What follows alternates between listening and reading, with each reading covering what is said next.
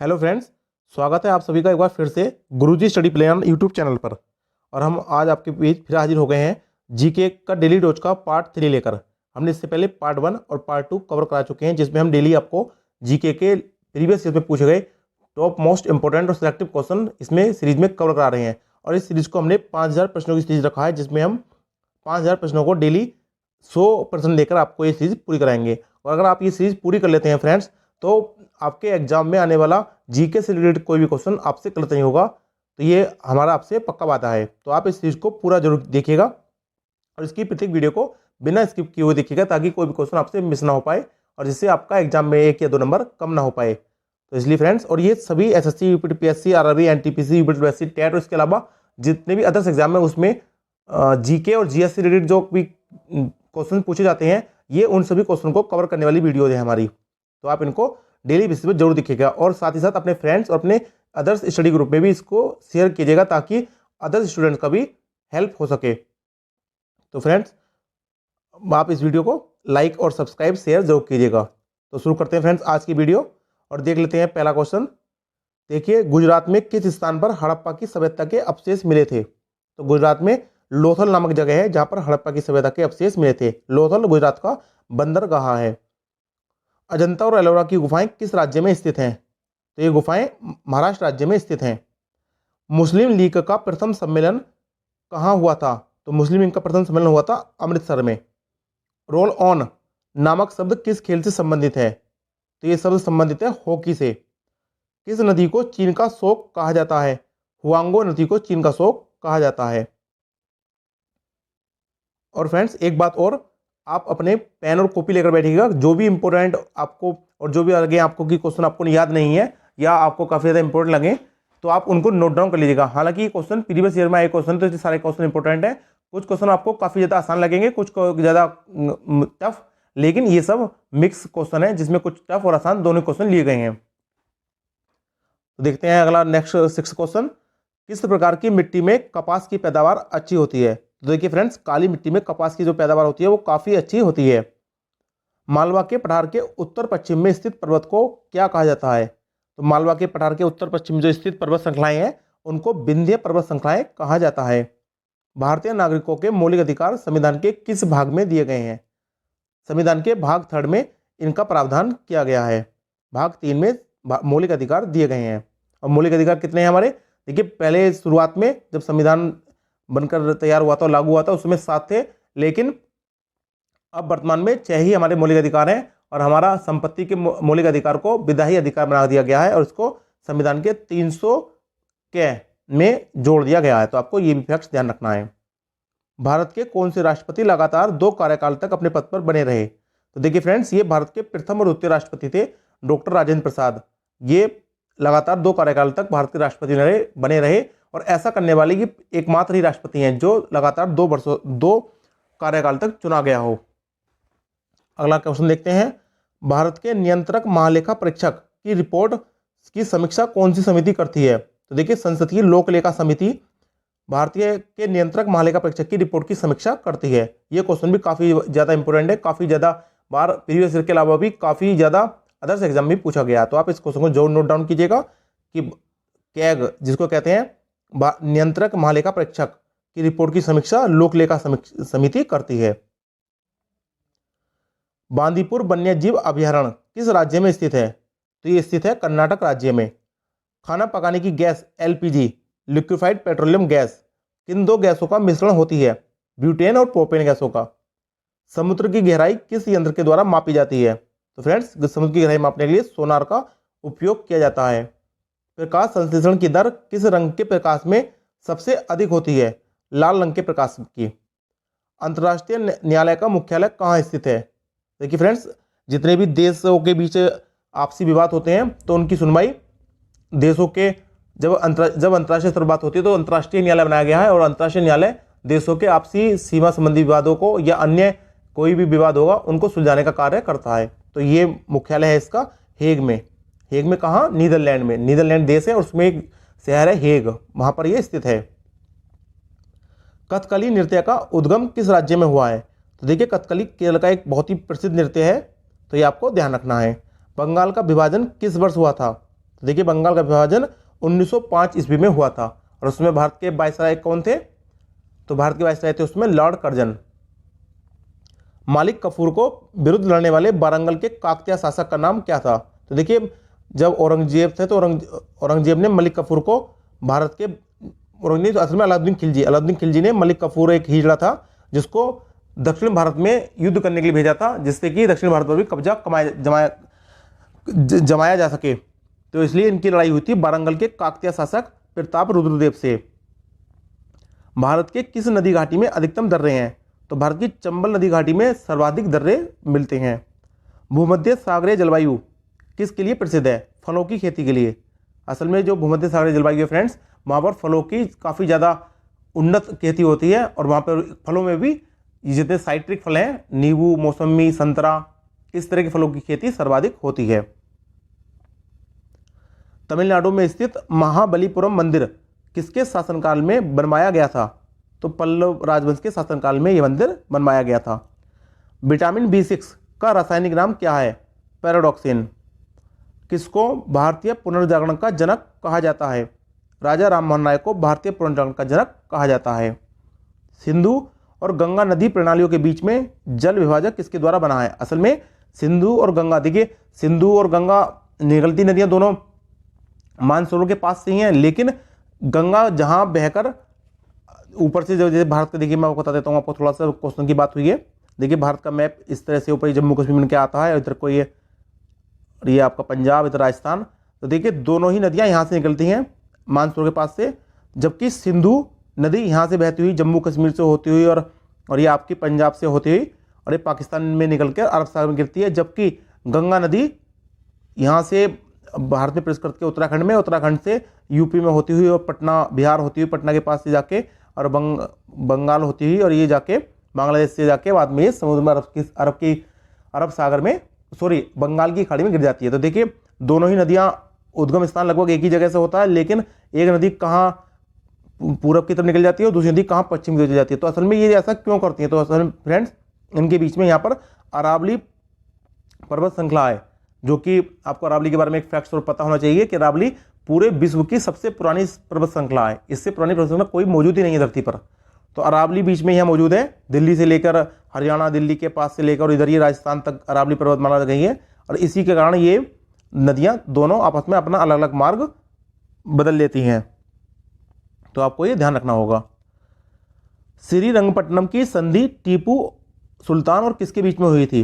तो देखिए श्रीरंगपट्टनम की संधि टीपू और अंग्रेजों के बीच में हुई थी और अंग्रेज उसमें गवर्नर जनरल लॉर्ड कॉर्नवालिस थे। तो रंगपट्टनम की संधि टीपू सुल्तान और लॉर्ड कॉर्नवालिस के मध्य हुई थी। रंगास्वामी कप का संबंध किस खेल से है? तो रंगास्वामी कप हॉकी खेल से संबंधित है। सूर्य मंदिर कहाँ स्थित है? कोणार्क, उड़ीसा में। उड़ीसा का एक शहर है कोणार्क, तो वहां पर सूर्य मंदिर स्थित है। यह सूर्य देवता को अर्पित मंदिर है। मुद्रा के अवमूल्यन का क्या अर्थ होता है? तो मुद्रा के बाहरी मूल्य में कमी हो जाना। असल में मुद्रा के बाहरी मूल्य में कमी कर देना मुद्रा का अवमूल्यन कहा जाता है।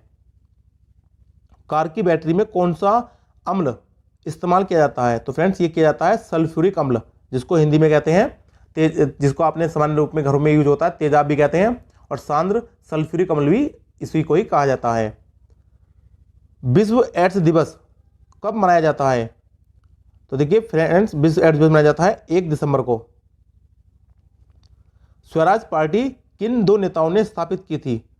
तो चित्तरंजन दास और मोतीलाल नेहरू। मोतीलाल नेहरू जवाहरलाल नेहरू के पिताजी का हैं, तो इन दोनों ने मिलकर स्वराज पार्टी की स्थापना की थी। सुंदर लिखने की कला को क्या कहा जाता है? कैलीग्राफी। कैलीग्राफी अक्षरों को बढ़िया सजावट से और बढ़िया सुंदर तरीके से लिखने की कला को कैलीग्राफी कहा जाता है। राज्य अपहरण नीति, जिसे इंग्लिश में कहते हैं डॉक्ट्रिन ऑफ लैप्स, को किसने लागू किया था?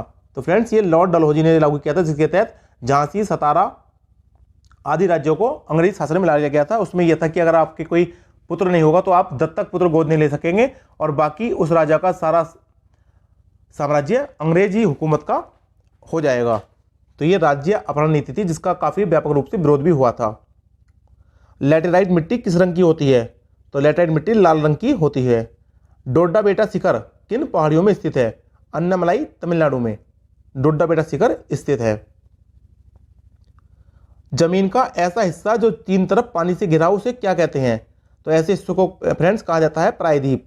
प्रायद्वीप उसको कहते हैं जैसे कोई स्थल से लगा हुआ हो और स्थल के इधर तीनों तरफ पानी हो और बीच में ये इधर से एक हिस्सा स्थल से लगा हो, तीन हिस्सा जल से घिरा हुआ हो, उसको प्रायद्वीप कहा जाता है। संसार की सबसे बड़ी झील कौन सी है? तो फ्रेंड्स कैस्पियन सागर संसार की सबसे बड़ी झील है। संयुक्त राष्ट्र संघ महासभा का अध्यक्ष बनने वाली प्रथम भारतीय कौन था? तो ये थे B K Krishna Menon. India House कहाँ स्थित है? लंदन में।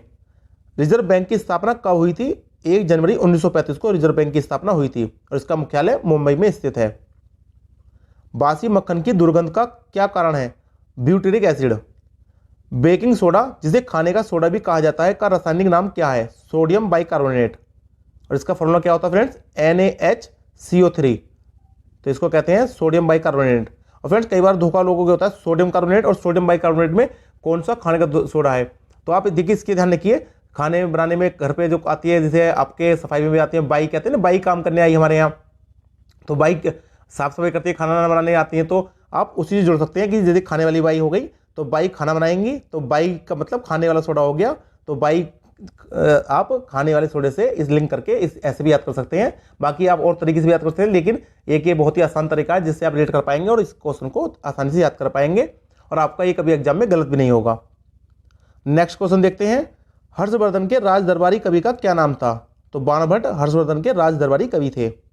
मुगल चित्रकला किसके शासनकाल में अपने स्वर्णिम युग में थी? जहांगीर के। जहांगीर के काल को चित्रकला का स्वर्णिम काल कहा जाता है। मुंबई हाई, जिसे असल में कहते हैं बॉम्बे हाई, किसके लिए प्रसिद्ध है? समुद्र तट पर तिल की खोज के लिए यह स्थान प्रसिद्ध है। भारत में गर्म दल आंदोलन का पिता किसे कहा जाता है? बाल गंगाधर तिलक को। असल में तीन थे, ये तीन क्रांतिकारी नेताएं थे, बाल पाल लाल, ये तीनों ही गर्म दल से संबंधित थे और इसमें भी जनक की बात की जाए तो बाल गंगाधर तिलक का नाम आता है। अंतर्राष्ट्रीय मुद्रा कोष IMF, इंटरनेशनल मॉनेटरी फंड की स्थापना किस सम्मेलन से हुई थी? तो फ्रेंड्स ये 1945 में हुआ था, ब्रेटन वुड्स सम्मेलन वाशिंगटन में, और उसी के द्वारा अंतर्राष्ट्रीय मुद्रा कोष की स्थापना की गई थी। अनाज के परिरक्षण के लिए सामान्यतः किस पदार्थ का प्रयोग किया जाता है? तो अनाज को लंबे समय तक बचाव और रखाव के लिए सोडियम बेंजोएट नामक रसायन का प्रयोग किया जाता है। राज्यसभा का सदस्य बनने के लिए न्यूनतम आयु क्या है? 30 वर्ष। और अगर इसी में लोकसभा की बात पूछी जाए तो 25 वर्ष। लोकसभा के लिए 25 वर्ष, राज्यसभा के लिए 30 वर्ष, और अगर राज्यपाल और राष्ट्रपति की बात की जाए तो 35 वर्ष। तो आपको ये ध्यान रखना है। भारत में स्थित जादूगोड़ा खान किस महत्वपूर्ण अक्ष के लिए प्रसिद्ध है? और ये फ्रेंड्स काफी ज्यादा बार क्वेश्चन पूछा गया है, ये क्वेश्चन भी, तो आप इसको भी नोट डाउन कीजिएगा। जादूगोड़ा खान ये असल में एक खान है भारत में स्थित जो एक महत्वपूर्ण अक्ष के लिए प्रसिद्ध है, यूरेनियम। यहाँ से यूरेनियम की खुदाई होती है, तो इसलिए काफी महत्वपूर्ण और प्रसिद्ध खान है भारत की। भारतीय सिविल सेवा में चुने गए पहले भारतीय का क्या नाम था? सत्येंद्र नाथ टैगोर। किस राज्य को भारत का बाघ राज्य कहा जाता है? तो state of tiger, Madhya Pradesh, क्योंकि यह सर्वाधिक बाघों की संख्या मिलती है। अंत्योदय कार्यक्रम किससे संबंधित है? गरीबों में भी निम्नतम गरीबों का उत्थान करना, मतलब गरीबों, जैसे एक तो गरीब हो गए सामान्य लोगों में, और फिर गरीबों में भी गरीब, उनका भी कैटेगराइज कर दिया गया, गरीबों में से भी गरीबों का भी उत्थान करना। असल में लास्ट पंक्ति पर तक पहुंचे हुए व्यक्ति, लास्ट पंक्ति में खड़े हुए व्यक्ति का भी उत्थान करना अंत्योदय कहलाता है। जैन धर्म के पहले तीर्थंकर कौन थे? ऋषभदेव जी। भारतीयों के लिए महान सिल्क मार्ग किसने प्रारंभ किया?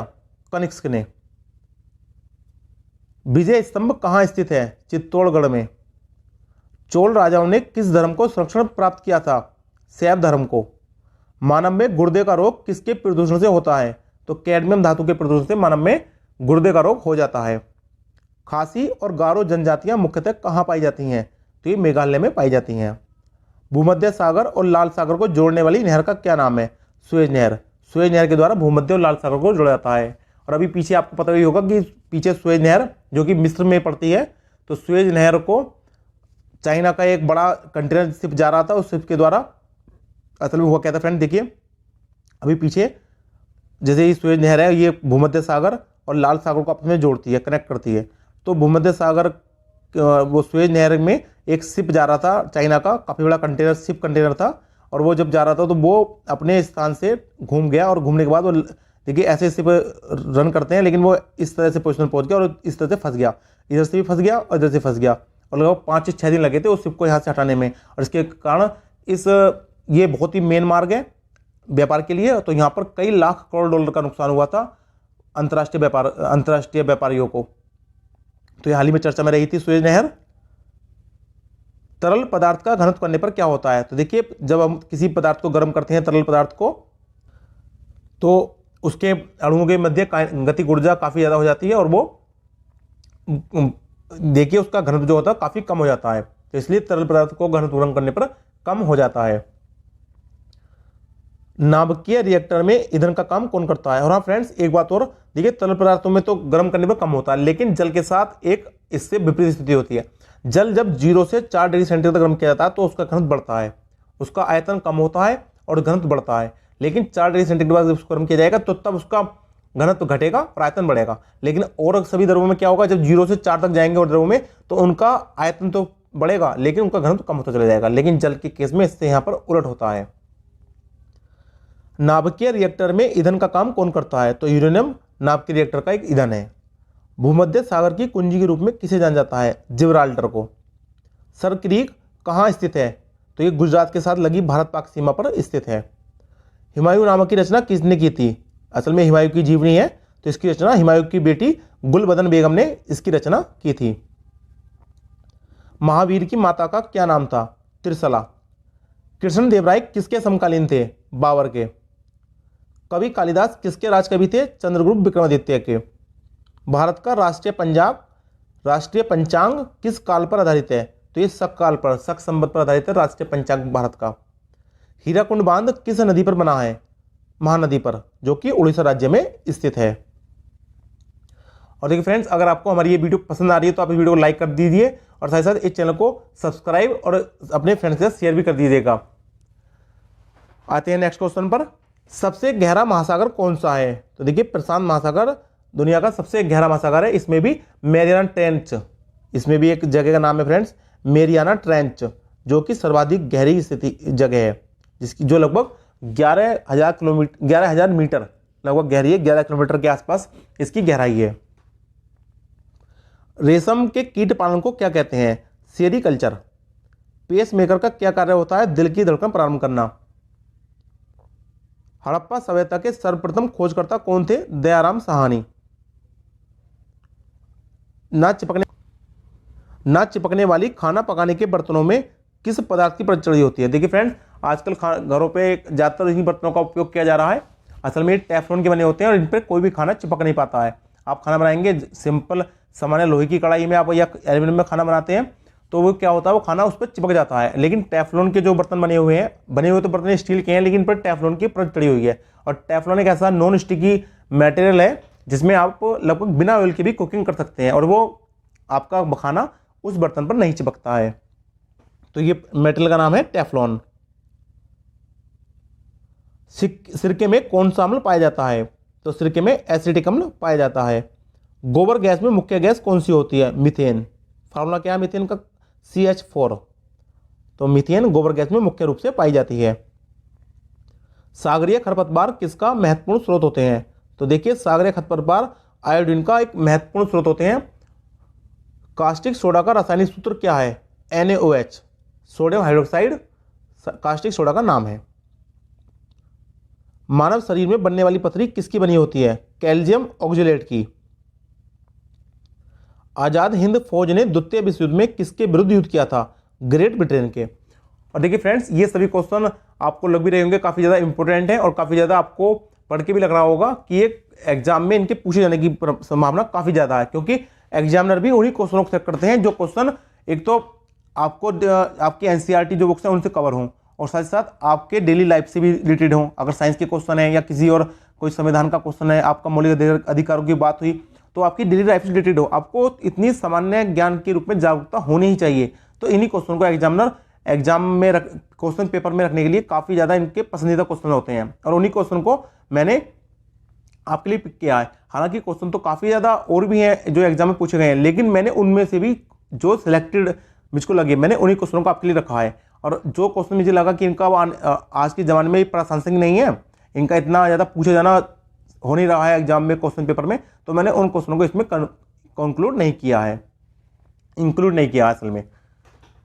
अब देखते हैं नेक्स्ट क्वेश्चन 82। संविधान सभा के अस्थायी अध्यक्ष कौन बने थे? डॉक्टर सच्चिदानंद सिन्हा। भारतीय संविधान के प्रारूप समिति के अध्यक्ष कौन थे? डॉक्टर भीमराव अंबेडकर। काकोरी डकैती घटना के नायक कौन थे? रामप्रसाद बिस्मिल। देखिए फ्रेंड, अभी हाल ही में काकोरी डकैती घटना का नाम चेंज कर दिया गया है और इसका कर दिया गया है, इसका क्या नाम हुआ नया? Kakori action day. असल में इसको अब तक काकोरी कांड या काकोरी डकैती कहा जाता था, लेकिन इसका नया नाम काकोरी एक्शन डे कर दिया गया है उत्तर प्रदेश राज्य सरकार द्वारा। संसद के दोनों सदनों के संयुक्त अधिवेशन को कौन बुलाता है? राष्ट्रपति। देखिए फ्रेंड्स, काफी ज्यादा विद्यार्थी इस क्वेश्चन पर बहुत कंफ्यूजन लेते हैं। असल में कंफ्यूजन क्या होता है कि कहीं तो उन्हें लिखा मिलता है राष्ट्रपति और कहीं मिलता है लोकसभा अध्यक्ष। अब फ्रेंड, मैं आपका आज ये कंफ्यूजन दूर कर देता हूं। देखिए, जब बात हुई संसद के दोनों सदनों के संयुक्त अधिवेशन की बुलाने की, तो इसका बुलाने का जो आह्वान करता है तो वो राष्ट्रपति महोदय करते हैं। इसको संयुक्त रूप से बुलाने का आह्वान तो राष्ट्रपति महोदय करते हैं, लेकिन जब वो आह्वान हो जाता है और जब दोनों सदन संयुक्त रूप से उपस्थित हो जाते हैं, दोनों सदनों के जो सांसद हैं, सदस्य हैं, जब वे संयुक्त रूप से उपस्थित हो जाते हैं, तो जब वो मीटिंग जो शुरू होगी उस मीटिंग की अध्यक्षता लोकसभा का अध्यक्ष करता है। तो आपको यहां कंफ्यूज नहीं होना है कि दोनों की जब संयुक्त सभा होगी तो उसकी अध्यक्षता कौन करेगा, उसकी कार्रवाई का देखरेख और संचालन कौन करेगा? लोकसभा अध्यक्ष। और लेकिन इसको बुलाने का जो मेन कार्य है, आह्वान करने का कार्य है, ये कार्य राष्ट्रपति का अधिकार है ये। तो आपको इस दोनों कंफ्यूजन क्वेश्चन में कंफ्यूज नहीं होना है। काफी बार ज्यादा बार मैंने देखा है स्टूडेंट इस क्वेश्चन में काफी कंफ्यूज रहते हैं। प्रथम भक्ति आंदोलन का आयोजन किसने किया था? तो रामानुजाचार्य ने प्रथम भक्ति आंदोलन का आयोजन किया था। भारतीय विश्वविद्यालय अधिनियम 1904 किस वायसराय के समय में पारित किया गया था? लॉर्ड कर्जन के। किस व्यक्ति को द्वितीय अशोक कहा जाता है? कनिष्क को। काशी के प्रसिद्ध कैलाशनाथ मंदिर का निर्माण किसने किया था? नरसिंहवर्मन द्वितीय ने। शिवाजी ने मुगलों को किस संधि के द्वारा किलों को हस्तांतरण किया था? पुरंदर की संधि के द्वारा। सिंधु घाटी स्थल कालीबंगा किस राज्य में स्थित है? राजस्थान में। और कालीबंगा से जुते हुए खेत के साक्ष्य मिले हैं। प्रसिद्ध रानीगंज कोयला खान कहाँ स्थित है? पश्चिम बंगाल में। बौद्ध धर्म के प्रचार के लिए किस भाषा का अधिकतम प्रयोग किया गया है? पाली भाषा का। हालांकि कुछ उपदेश बौद्ध धर्म के प्राकृत में भी हैं, लेकिन सर्वाधिक रूप से जो उपयोग हुई है वृहद रूप से, वो पाली भाषा यूज की गई है। केंचुए की कितनी आंखें होती हैं? तो देखिए फ्रेंड, केंचुए के कोई आंख नहीं होती, ये आपको ध्यान रखना, केंचुए के कोई आंख नहीं होती है। मछलियों के ये कतर से जो तेल निकलता है उसमें किस विटामिन की प्रचुरता होती है? विटामिन डी की। एलिजा परीक्षण के द्वारा किसका निदान किया जाता है? तो एड्स के प्रतिरक्षियों का। हमें जीवन देने वाली ऑक्सीजन कहाँ से आती है? जल से।